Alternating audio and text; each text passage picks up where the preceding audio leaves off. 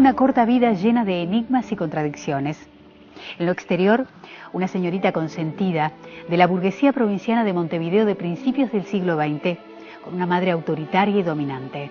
En lo interior y en su poesía, dueña de un ardiente temperamento casi en estado de trance. Hoy en Biografías, Delmira Agustini. Ana Inés Larre Borges, en el editorial de su libro, escribe: breve y trágica, la vida de Delmira Agustini ha sido una tentación para muchos escritores. Asesinada de 2 balazos en la cabeza por su ex esposo Enrique Hoff Reyes, quien se suicidó inmediatamente, murió cuando todavía no había cumplido 28 años, en un cuarto de pensión donde se encontraban clandestinamente después de su divorcio. El drama, que terminó con la vida de la entonces mimada y ya prestigiosa poetisa del modernismo, tenía todos los ingredientes de una tragedia griega. Delmira Agustini, la gran musa erótica, fue alumna del colegio Nuestra Señora del Huerto. Yo busqué entre los papeles a ver el día que había entrado y el día que había egresado, pero la página está arrancada. Es decir, que las hermanitas, seguramente temiendo de que se dijera en la sociedad de que tenían una alumna que luego de casarse había sido la víctima de su esposo y había muerto asesinada en una pasión tan comentada como fue la de Delmira, encontraron que lo correcto era negar, hacer un silencio, hacer un hueco en ese periodo de su vida. Sin embargo, creo que la vida de Delmira Agustini, la obra de Delmira Agustini especialmente, es mucho más trascendente que su vida. Ella era rubia, de ojos claros, que eran tan pronto azules o celestes, e incluso verdes, según la luz, asombrados, en los que ardía un fuego secreto. Hablan de una niña de 15 años, rubia, ligera, casi sobrehumana, suave y quebradiza como un ángel encarnado, como un ángel lleno de encanto e inocencia. La tal niña era realmente de una belleza impresionante.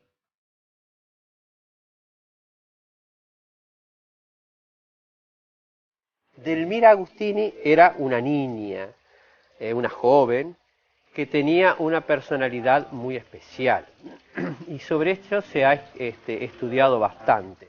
A mí me ha tocado estudiarlo como escultor porque alguna vez me han pedido que hiciera algo sobre Delmira Agustini, entonces era necesario estudiar para ver su personalidad. Y hay muchos que hablan de ello. Clara Silva es una de las que más ha estudiado y ha hablado mucho de Delmira Agustini.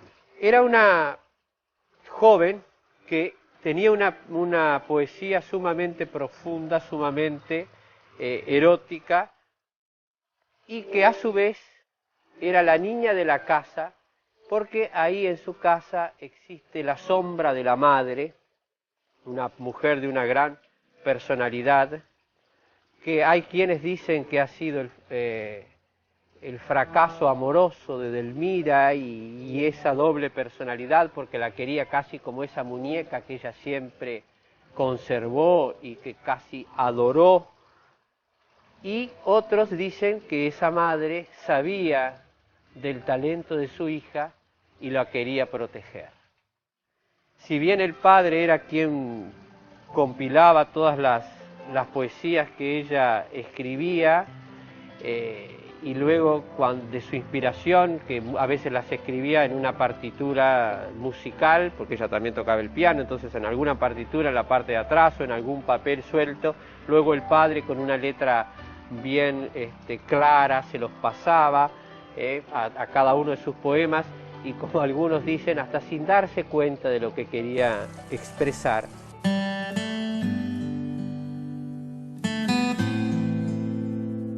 Pero lo que asombra en Delmira Agustini es la dicotomía mayor que rigió su vida, nunca satisfactoriamente explicada, y la cual descansaba en la doble personalidad que revelan, de un lado, la conducta irreprochable y convencional de su casi nula vida pública, y por el otro, la inquietante cerebración erotizada de su poesía. En lo exterior, una señorita consentida de la burguesía provinciana de Montevideo de principios de siglo, y la que, en tanto que tal, se conducía como Dios manda y como le mandaba una madre absorbente, dominante y autoritaria, de cuyas faldas parecía prendida. En lo interior y esencial, un ardiente temperamento femenino casi en estado sonambúlico, casi en estado de trance. Bueno, si bien estaba el padre y estaba la figura de la madre, Delmira es una personalidad que tiene esas dos facetas. La faceta de la mujer que tenía y que quería ser para el mundo, aquella mujer enamorada, aquella mujer amiga de Jot de Badet, aquel personaje increíble, aquel personaje casi revolucionario, sin casi, en su tiempo, y también aquella Delmira que tenía que ser la niña de la casa, que hacía casi los deberes de hija perfecta. Un ser excepcional que tal vez no fue dimensionada en su momento, porque corresponde la época de su vida a un momento en que Uruguay sale precisamente de un periodo que se le ha llamado el disciplinamiento, es decir, donde la sociedad era pacata, donde se vivía en un Montevideo aldeano, limitado, y las expresiones de una escritora, como en el caso de Delmira Agustini, que proclamaba la opulencia de la carne, las sensaciones, el instinto, si bien no fue criticada por ello, porque se la dejó expresarse en libertad, los avatares que tiñen sus últimos momentos hacen de que esa obra de Delmira Agustini pase luego al silencio y no sea dimensionada en su justa medida. Yo creo que ella fue una mujer que resplandeció y que iluminó todo el comienzo del siglo XX en la lírica uruguaya.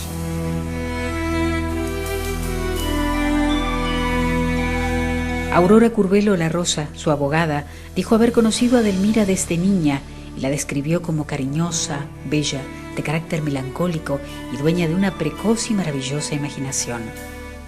El profesor de música Martín López sostuvo que Delmira estaba muy bien dotada para la música, que tenía mucho talento, a pesar de que faltaba mucho a clase. Dijo que todo lo hacía bien, que era humilde, reservada y muy sumisa.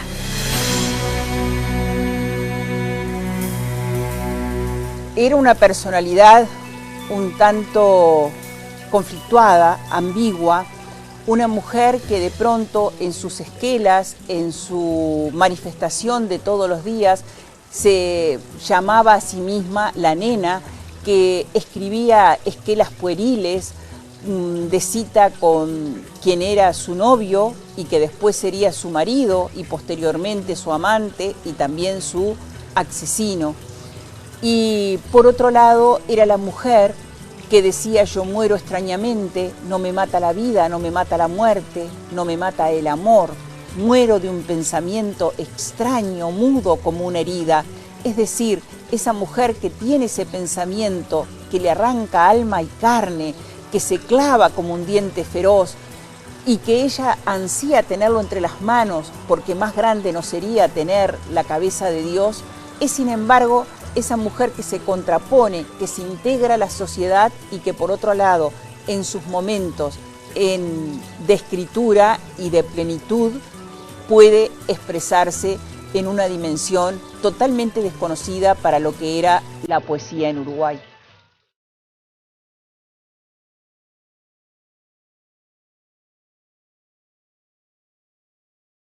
A veces su tensión nerviosa llegaba a extremos insoportables. Yo casi preferiría que no escribiera, decía su madre. Delmira era una niña buena y obediente, sencilla y dulce, recatada, esa misma mujer que luego, en la alta noche, en las madrugadas, era capaz de escribir versos inquietantes.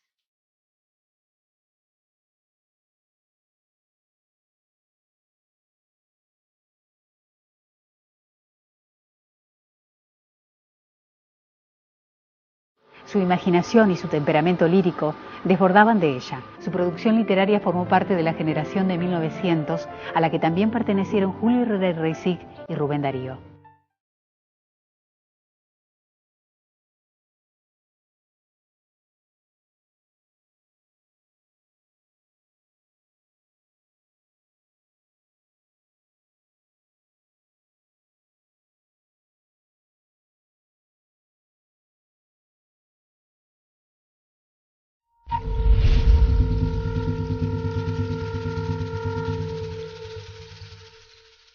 El cañón del Fish River es el segundo más grande del mundo y representa una maravilla geológica sin par. Aquí este descenso en el cañón del Fish River es prácticamente un descenso en el tiempo. Estamos prácticamente aquí haciendo un viaje en el tiempo al ir en estratos cada vez más antiguos.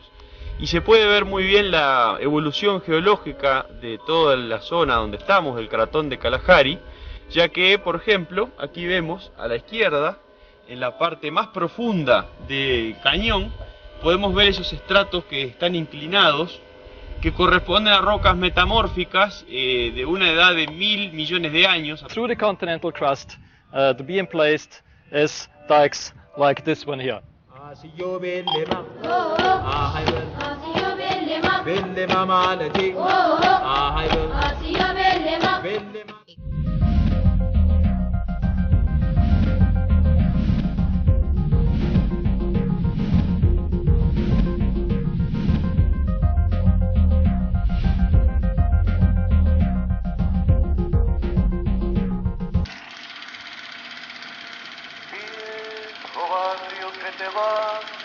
Te doy mi último adiós. Ya no se trata de hacer olas al barrio Villa Española. Calle Chacaré, si no la conoces. Despierta la ciudad vieja cuando el marrón de sus olas rompe. Jacinto Vera, dueña del barrio, con su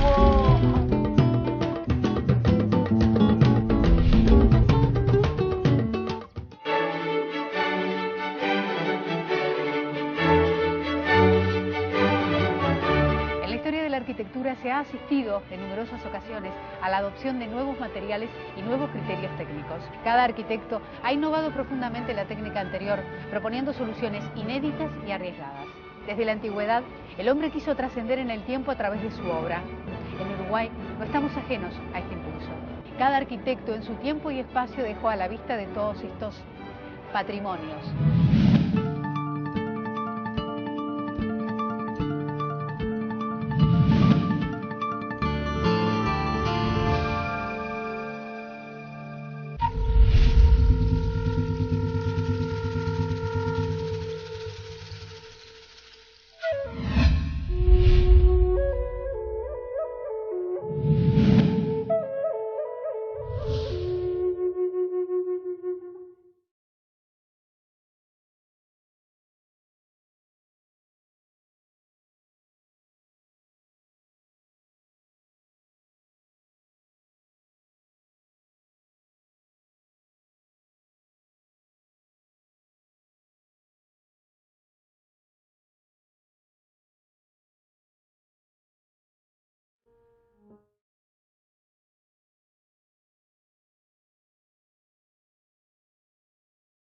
La extraña y turbadora Delmira Agustini.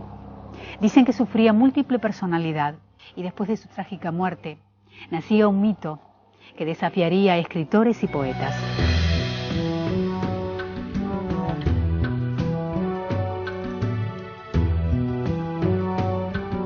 La vida y personalidad, llenas de enigmas y contradicciones de esta poetisa, han hecho correr más tinta impresa tal vez que su propia obra literaria.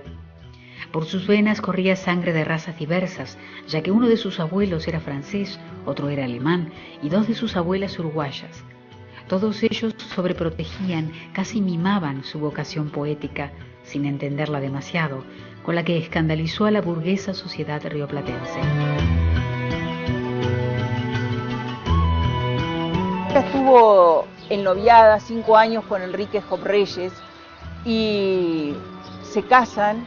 Precisamente uno de los testigos del casamiento es don Juan Zorrilla de San Martín, que se acerca al padre y le dice en el momento de la ceremonia: cásemelos bien casaditos, lo cual no puede ser porque a los 53 días ella huye de la casa del esposo y dice cuando regresa a su hogar, a la casa de sus padres, que huye de la vulgaridad.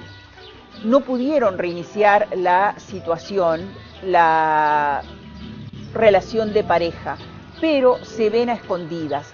Hay diversas teorías que dicen que lo que pretendía Delmira Agustini era tener encuentros con él para facilitar el divorcio, que hacía poco había sido aprobado. Estamos hablando de 1913, cuando ella se casa, y el divorcio había sido aprobado legalmente en 1907.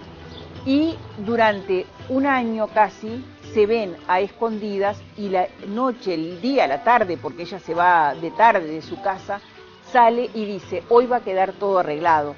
Pero ese va a quedar todo arreglado se transforma en 2 horas que pasa con él, en esos tiros que se escuchan, que son mortales y que después del silencio van a hacer que un vecino rompa la puerta, llame a la policía y descubran el cadáver exánime, es decir, a Delmira exánime, y a Job Reyes, que todavía respira y que va a fallecer en el hospital. Lo que se habla es, ella está por ponerse un botín, lo que se decía en la crónica de la época, es decir, por calzarse uno de los zapatos, cuando él le dispara y la mata. Es decir, ya habían hablado, ya tendrían todo más o menos estipulado que iba a pasar, pero el divorcio había sido efectuado y ejecutado legalmente un mes antes. Así que cuando sobreviene esta tragedia, que no sabemos si es porque él no quiere terminar la relación con ella, si ella lo que le pide es el no verse definitivamente, no sabemos, porque eso va a quedar en la relación de ellos, ¿verdad? Queda realmente trunco todas las interrogantes que nosotros nos podemos hacer, pero sí es la comidilla para una sociedad que la acusa a ella de ser excesivamente expresiva y a él de haber sobrellevado la humillación de ser un esposo al que la mujer lo deja en un momento donde la sociedad eso lo veía muy mal. Engarzado en la noche el lago de tu alma, diríase una tela de cristal y de calma, tramada por las grandes arañas del desvelo. Nata de agua lustral en vaso de alabastros, espejo de pureza que abrillantas los astros y reflejas la cima de la vida en un cielo.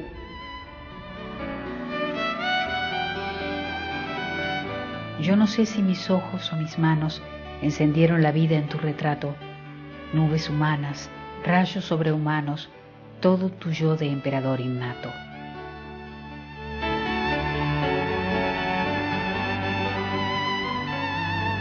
Su imaginación y su temperamento lírico desbordaban de ella. Tuvo prisa en concretar sus ansias y deseos, y tras dejar su antiguo novio, Amancio Solars, y después de un largo noviazgo rutinario con un hombre al que no amaba, contrae el reglamentario matrimonio el 14 de agosto de 1913. Entre los testigos de la boda se distinguen Juan Zorrilla de San Martín, que le recomendó al cura que se los casara prontito y bien, de modo que no pudieran descasarse jamás. Esa es la gran vida de Delmira, entre la que leemos y la que nos cuenta las historias. Hay algo que tenemos que recordar, y anecdótico, que es que mientras velaban a Delmira en su casa, obvio, toda vestida de negro y de sombrero, pasaba por la puerta el entierro de su esposo, que había muerto, llevado por sus amigos hacia el cementerio cuando todavía la estaban velando a Delmira Agustini. Otra de esas cosas casi impensables, pero que para quien le gusta novelar la historia y la vida, puede ser uno de los puntos, puede ser una de los primeros nudos que ate una madeja. Aquella mujer que velaban y el esposo que ya muerto pasaba por la puerta. El esposo que había sido quien la había matado a ella en la calle, en una casa que era un pensionado que estaba en la calle Maldonado y Andes, y que hasta ahora se conserva, no como pensionado, ¿no?, sino está la estructura del edificio. Allí fue muerta Delmira cuando, según por última vez, ella quería ir a visitar a su esposo del que estaba divorciado, y que no sé si enamorada o no, porque eso la sabrán ellas y lo habrá sabido ella, y hay muchas investigaciones, pero sí a ella le atraía de este hombre aquella figura masculina y fuerte, aquella figura que quizás era incompatible en la convivencia, dada la sensibilidad y dada esa especial vida que tenía Delmira, con él, que era un hombre de vida cotidiana y vulgar, a quien le gustaban mucho las carreras, ¿no?, y que estaba muy dedicado a eso.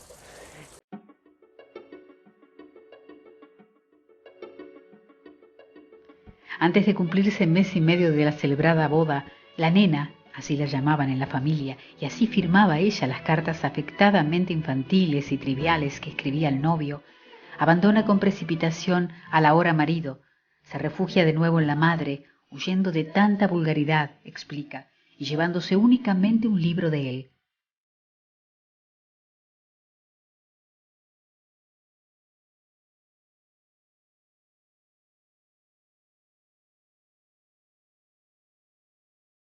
Delmira le deja 3 libros fundamentales, porque los que se editan posteriormente a los 10 años de su muerte no tienen la misma jerarquía. Y esos 3 libros, siendo el más maduro, el más completo, Los cálices vacíos, nos llevan a pensar que esos cálices de la vida de ella, que parecían desbordar de plenitud, de sensaciones, de vida, de energía, cuando ella decía que solo quería más vida para amar porque no valía un minuto azul del sentimiento, lo que era la idea, lo que era el pensamiento.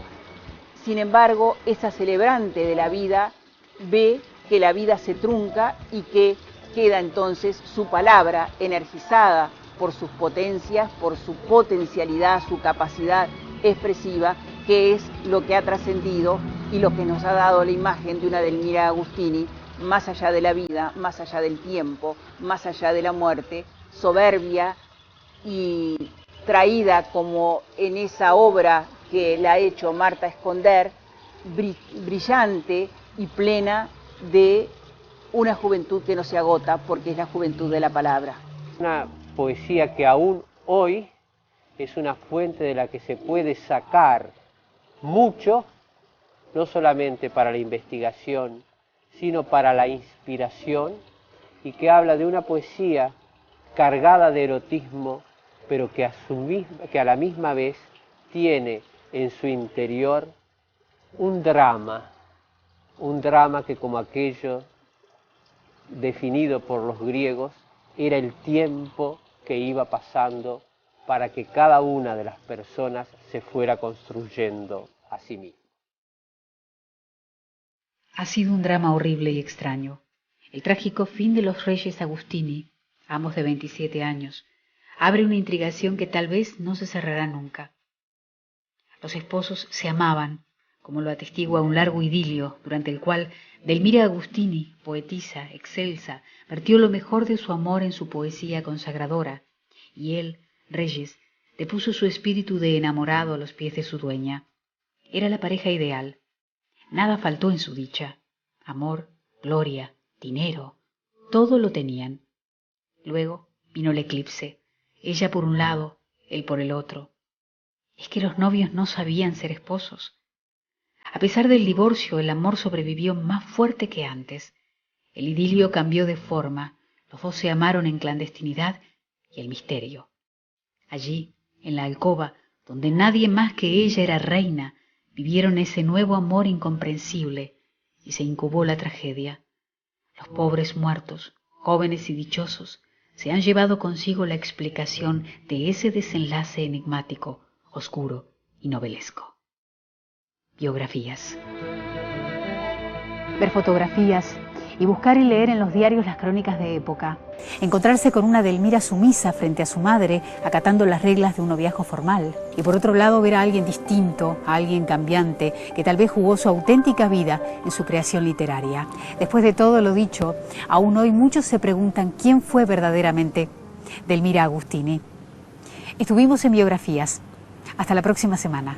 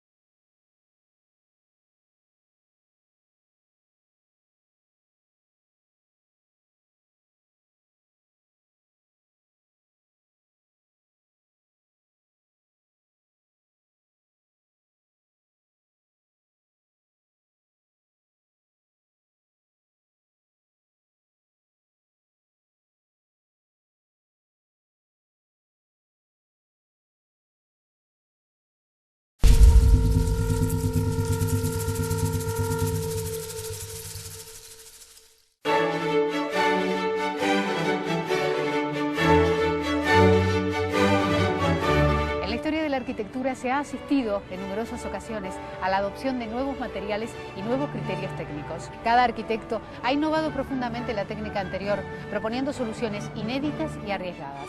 Desde la antigüedad, el hombre quiso trascender en el tiempo a través de su obra. En Uruguay no estamos ajenos a este impulso. Cada arquitecto en su tiempo y espacio dejó a la vista de todos estos patrimonios.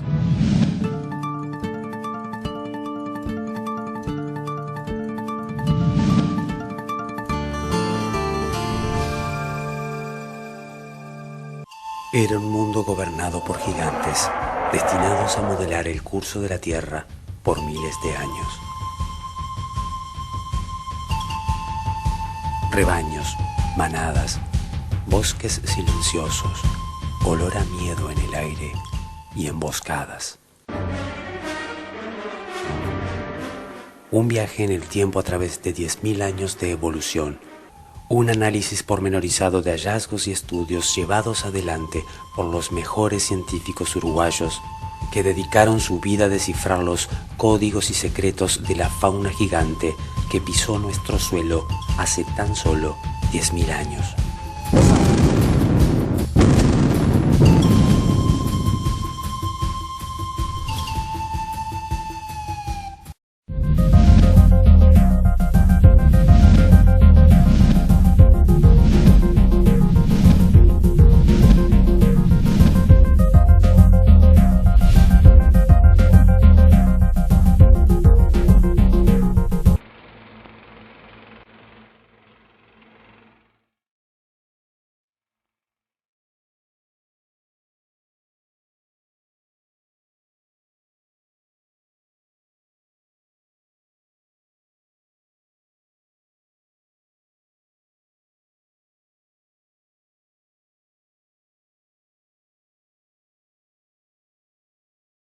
Una decisión tan difícil como su incierto futuro en la América prometida.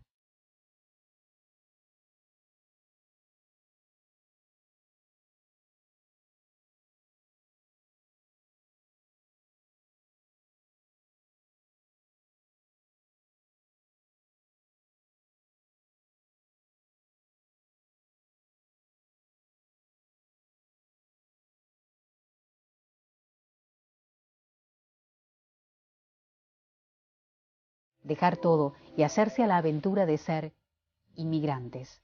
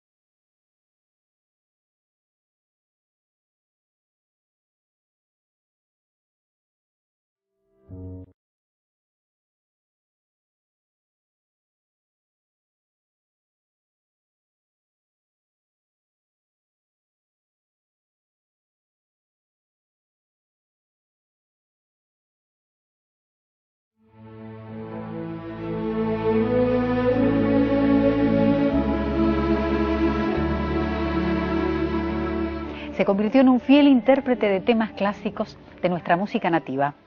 Su voz y sus canciones se han escuchado en todos los rincones de la patria. Hoy en Biografías, Santiago Chalar. Soy fruto de los cerros. Mi cuna fue de piedra y mi tumba será también, sin duda, algún rincón soleado de la sierra. Nací, crecí como el clavel del aire, prendido entre las grietas de esas piedras pizarras de mi pago, de aquel bravo y arisco La Valleja. Nació en la ciudad de Montevideo el 25 de septiembre de 1938, pleno centro, en un sanatorio que esquinaba con las calles La Valleja y Minas. ¿Predestinación o coincidencia? Chalar estaba destinado a vivir y a querer esta tierra minuana desde su nacimiento, que supo guardar en su seno en el viaje definitivo de sus restos mortales. Negra tierra labrantía. De su vida como músico y médico hablará esta biografía. Quienes lo conocieron personalmente no olvidarán su bonomía, su sonrisa campechana y su modo de hablar gaucho en el mejor sentido de la palabra. Soñó mucho e hizo soñar a mucha gente. Su voz y sus canciones transpondrán el tiempo. Se escuchan y se oirán en todos los rincones de la patria, siempre. Si te gustan los colores, mira el prisma de esas flores. Mi padre nació un 25 de septiembre de 1938 y fue bautizado bajo el nombre de Carlos Alfredo Paravís. Por eso la gente muchas veces confunde no solo el lugar de nacimiento, sino acerca del nombre legítimo de él, ¿no? Porque el viejo era estudiante de medicina al tiempo de morir mi abuelo. Mi abuelo era un hombre de principio del siglo XX que tenía una mentalidad propia de las personas de la época, en la cual ellos le daban la trascendencia de que el hijo hiciera la carrera universitaria y le parecía, no estaba bien visto en aquella época que una persona viviera del canto y la guitarra.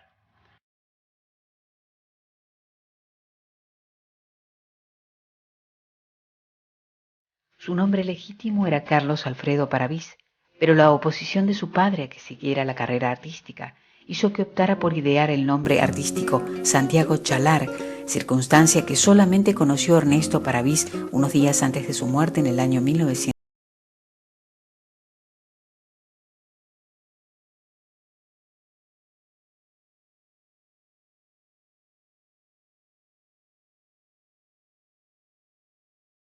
De alguna manera fue bastante absorbido del punto de vista de su personalidad, y mi abuelo tajantemente le dijo: no quiero que cantes. Entonces mi padre trató de insistir por última vez y le dijo a su padre con mucho respeto: papá, a mí me quedan pocas materias para recibirme de médico. Recordemos que mi abuelo murió en el año 1965, y Chalar precisamente se recibió de médico. El doctor Carlos Alfredo Paravís se recibió en 1965, pocos meses después de muerto su padre. Entonces le dijo, papá, yo voy a recibirme de médico, pero yo quiero cantar, realmente me encanta el folclore, el canto tradicional nuestro, el canto nativo. Y el padre le dijo tajantemente, no, te tenés que recibir, no quiero que cantes. Por eso mi padre toma la decisión de adoptar un nombre, Santiago Chalar. Santiago en homenaje a un amigo de su infancia, y Chalar por los chalares del campo. Él decía, yo lo busqué en la guía, el apellido Chalar era bastante escaso. Los chalares del campo queda precioso, muy folclórico, y además él tenía una abuela que quería mucho, que era Madame Chalat, otra vasca francesa como él, y en homenaje a Madame Chalat, Santiago Chalar.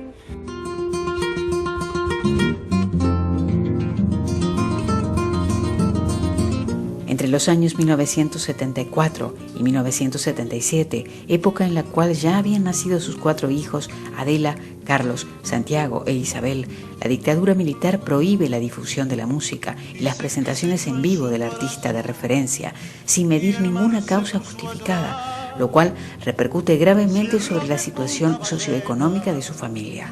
Piedra que se ahogó en el mar, dice que se echó en su En algún aspecto uno siente como un orgullo muy particular de pensar que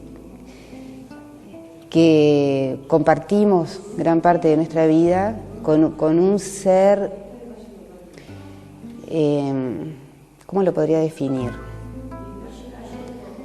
De una generosidad inmensa, con un don impresionante como es el poder cantar, componer, ¿verdad? Eso es un don, porque a muchos nos gusta, pero no a todos nos sale tan bien. Y además con una cuota humana enorme, ¿no? Dado su trabajo, su amor por las personas. Ahora, son también como sentimientos encontrados. Es un papá famoso, pero a la vez es un papá muy compartido, ¿no? Entonces,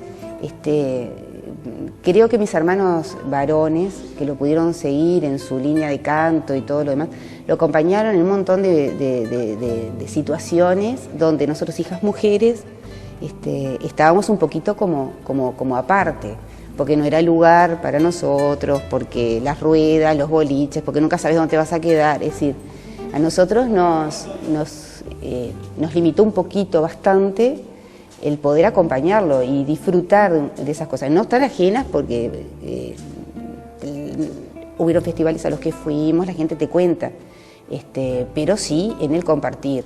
Es muy difícil para un hijo poder entender la magnitud de que de repente está, pero muchas veces no está, porque hay un paciente que lo necesita, que fíjate que son 2 carreras que exigen una vocación y una entrega impresionante, tanto la medicina como la música. No son cosas ni con horario, ni de un ratito.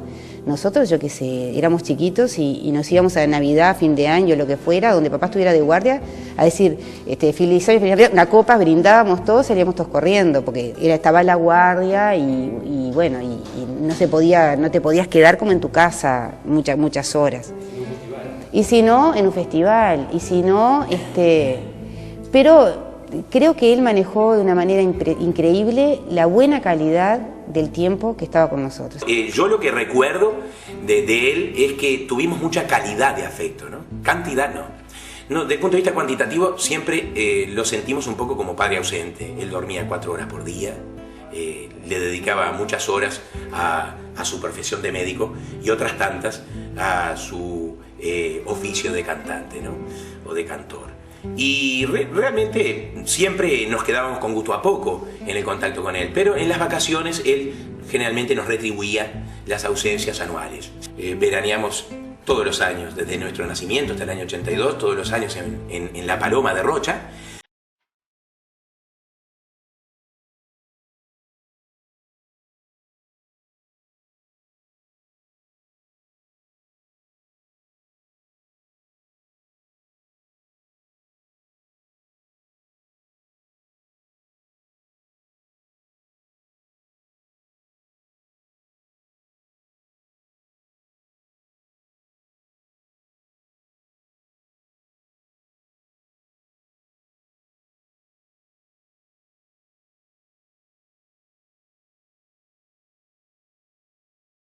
soy fruto de los cerros, mi cuna fue de piedra y mi tumba será también, sin duda, algún rincón soleado de la sierra. Nací y crecí como el clavel del aire, prendido entre las grietas de aquellas piedras pizarras de mi pago, de aquel bravo y arisco La Valleja.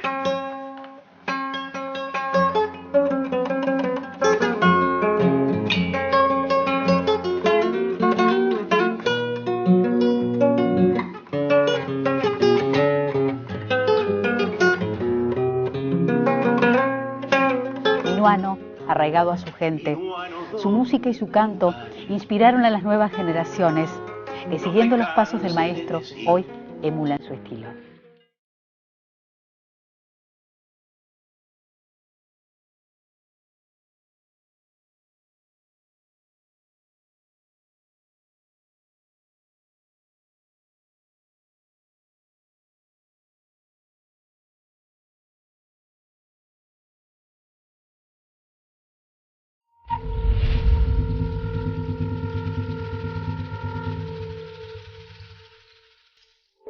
En algún lugar de la América profunda, hace 10.000 años atrás.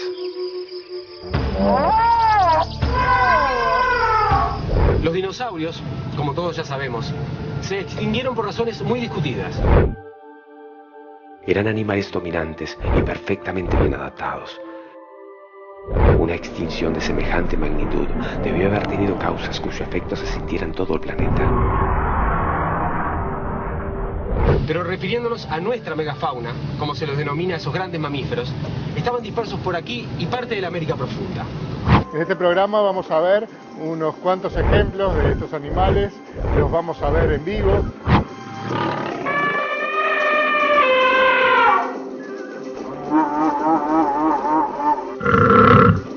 Todos los continentes estaban unidos formando un supercontinente llamado Pangea. ¿Qué es la megafauna? El término se ha definido para comprender al conjunto de animales, en particular mamíferos, de la misma región, cuya masa adulta excede la tonelada. Lo fascinante de viajar en el tiempo hasta encontrarlos a nuestro lado, desafiando todas las leyes evolutivas, es que nos va a acercar a conocerlos como jamás se logró. Bienvenidos a Megafauna, cazadores de fósiles.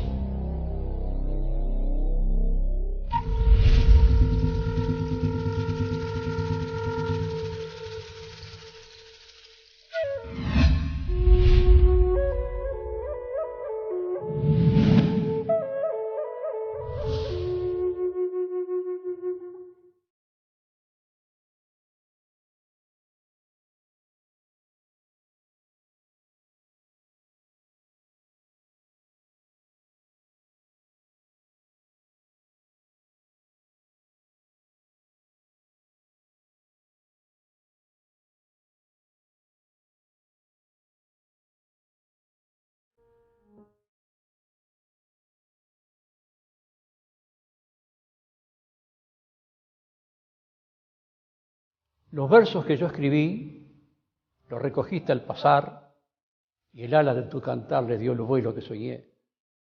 Puedo decir donde esté, que el alma comprometida puse en manos de la vida por cada cosa que amé. Y si el decir que sembré no da semillas perdidas, coplas de amor florecidas, por el mundo dejaré, porque escribir, ¿para qué? Si un cantar estremecido no le descubre latidos al corazón que entregué, y si escribiendo encontré que es la guitarra una estrella, y si el fulgor que destella nace en la luz que busqué, fue en tu rumbo donde hallé la voz que encendiste en ella.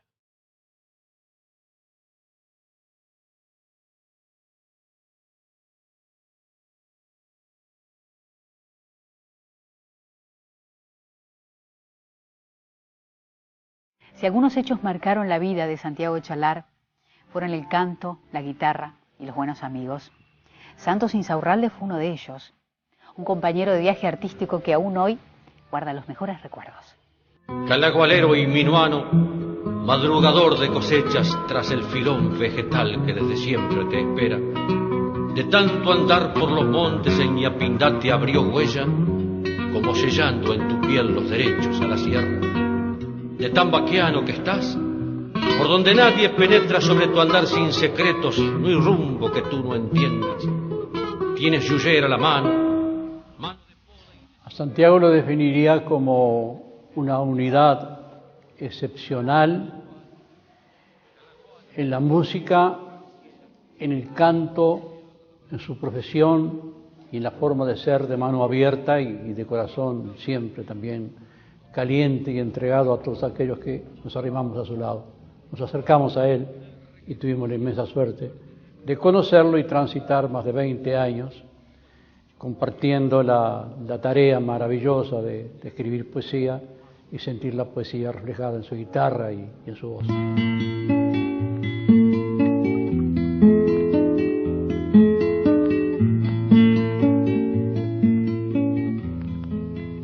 Señores. Imprevistamente lo conocí a Santiago, no en Minas, como piensa mucha gente. Lo conocí en los límites del departamento de La Valleja con 33, en Corrales. Yo en ese tiempo desempeñaba el carácter de secretario general de la Intendencia de La Valleja. Habíamos hecho unas reformas en la escuela de Aramendía, finalizadas, una pequeña fiesta organizada por la Comisión de Fomento. Al aproximarnos sentí una guitarra, sentí una voz joven que cantaba, una voz estupenda, y digo, pero estamos de fiesta. Bueno, dejamos lo que llevábamos sobre la cama que habíamos elegido, nos asomamos a la puerta del patio, debajo del parral, un hombre cantando, que yo personalmente no le conocía. Termina de cantar y se aproxima a Uruguay Nieto y nos presenta. Santiago me dice, bueno, esto que he terminado de cantar se lo dedico a usted. Yo te lo agradezco, le digo. Cantar no puedo, porque cantar es imposible. Escribir sí. Entonces te voy a dejar un tema para que tú lo guardes y algún día, si es posible, lo cantas. Y no mucho tiempo después, desempeñando tareas en la Secretaría del doctor Pedro Zabalza en el Senado, llega Uruguay Nieto y me pone sobre la mesa un papel y me dice, firma Santos. ¿Qué firmo? Firmo. Bueno, pero firmar sin saber, somos amigos. Entonces firma. Firmé. ¿Qué firmé? Firmaste la autorización para que Santiago, que está grabando un disco en la CBS de Buenos Aires, incorpore el tema que tú le obsequiaste, Aprendí de guitarrero. Ese fue el primer contacto que tuvimos ya real con Santiago. El tema que decía y que dice y que dirá, no golpees la guitarra, no merece su forma de mujer el maltratarla. Deslízale los dedos por las cuerdas y en cada vibración te dará el alma. Recuéstala bien contra tu pecho, pero evitando siempre estrujarla. Y si quieres que escuche y te responda, más que golpear en ella, hay que besarla. No cantes a los gritos, que los gritos lastiman la tibieza de su caja. Deposita tu voz sobre su boca y ella le pondrá canto a tu palabra. Y afínala, transpórtala a las lágrimas. Y cuando te conceda su cintura, entonces solo así podrás pulsarla y decir con orgullo, donde quieras, que has ganado el amor de tu guitarra. Un muchacho grande, dispuesto siempre para la guitarra, un médico, un traumatólogo excelente, él se llamaba Huesero, y una vez que tenía ya a los enfermos en sus respectivos domicilios, él iba personalmente con la guitarra a cantarles y a retemplarse el espíritu. Nunca jamás tuvimos un sí ni un no, en absoluto. Él no nació en Minas, pero premonitoriamente las circunstancias se dieron para que en alguna forma, desde el principio, tuviera dentro de sí el corazón de Minas. Y se enamora, se queda para siempre, y quedó, y está entre nosotros.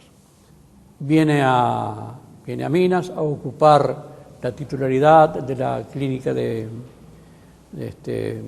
traumatología en nuestro sanatorio, Y bueno, allí transcurre los años que lamentablemente fueron pocos, y con él quedó inscrito entre nosotros una decisión.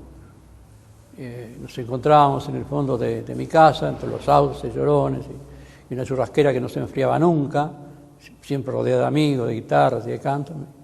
Y entonces el desafío fue: usted escriba, yo canto. Así fue.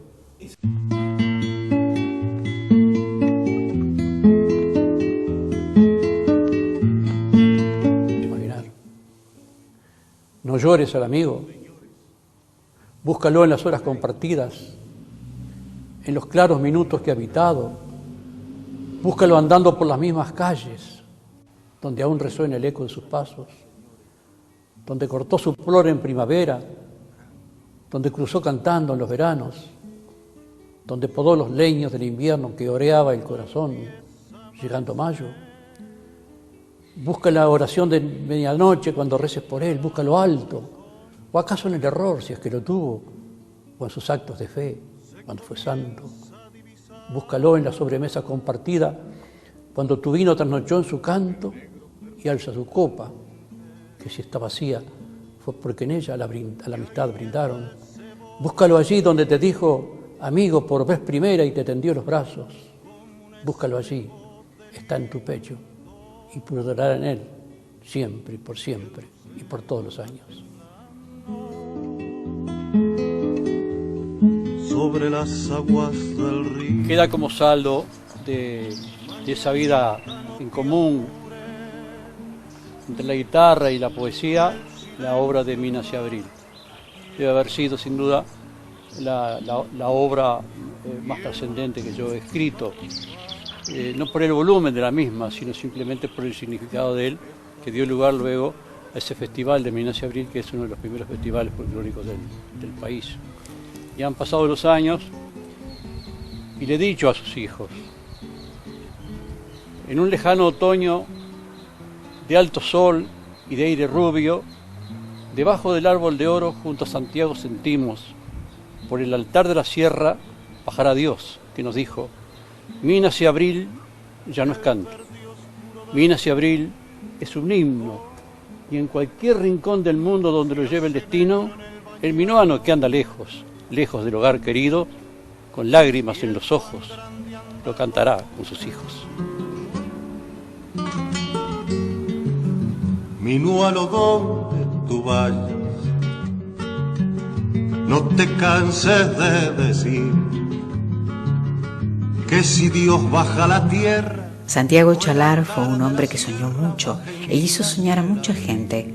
Amigo por excelencia, humanitario en cada una de sus actitudes. Se puede decir que enseñó a vivir y a querer la vida, como solo lo hacen los grandes. Quienes no tuvieron la suerte de conocerlo, pueden hoy al escuchar su voz, en cada comentario, reconocer a un hombre con H mayúscula, incapaz de herir la sensibilidad ajena por ser sensible, enemigo de la injusticia por ser justo. Santiago tuvo y tendrá por siempre muchos amigos, porque él supo hacer de la amistad una forma de vida. Y esta fue su biografía. Nunca más limpio los aires, atardecer. Cantó con emoción y se inspiró en las serranías. Santiago Chalar fue un creador, un intérprete y un hombre que supo imponer grandes poemas orientales. Esto fue Biografías.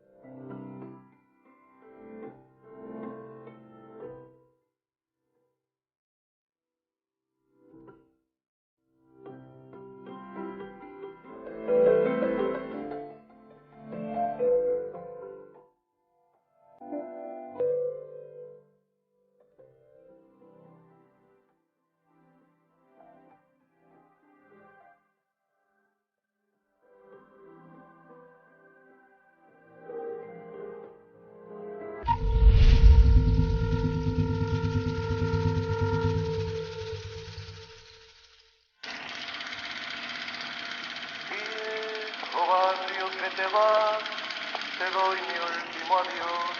Ya no se trata de hacer olas al barrio Villa Española. Calle Chacaré, si no la conoces, a la ciudad vieja cuando el marrón de sus olas rompe. Jacinto Vera, dueña del barrio, con su voz.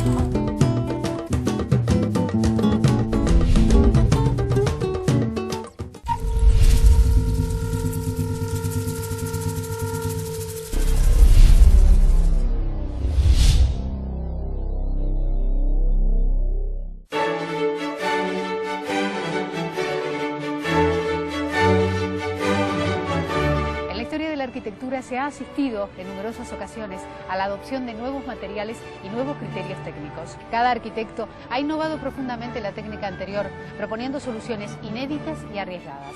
Desde la antigüedad, el hombre quiso trascender en el tiempo a través de su obra. En Uruguay no estamos ajenos a este impulso. Cada arquitecto en su tiempo y espacio dejó a la vista de todos estos patrimonios.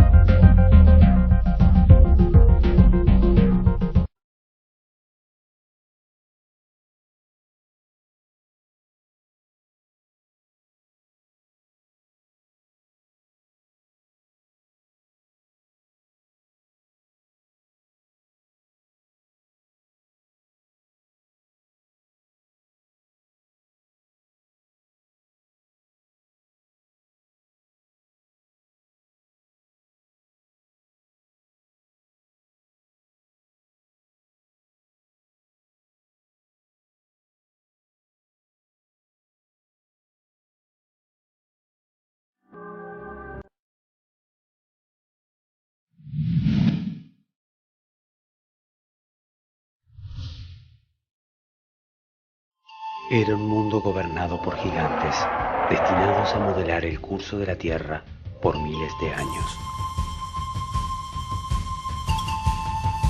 Rebaños, manadas, bosques silenciosos, olor a miedo en el aire y emboscadas. Un viaje en el tiempo a través de 10.000 años de evolución. Un análisis pormenorizado de hallazgos y estudios llevados adelante por los mejores científicos uruguayos que dedicaron su vida a descifrar los códigos y secretos de la fauna gigante que pisó nuestro suelo hace tan solo 10.000 años.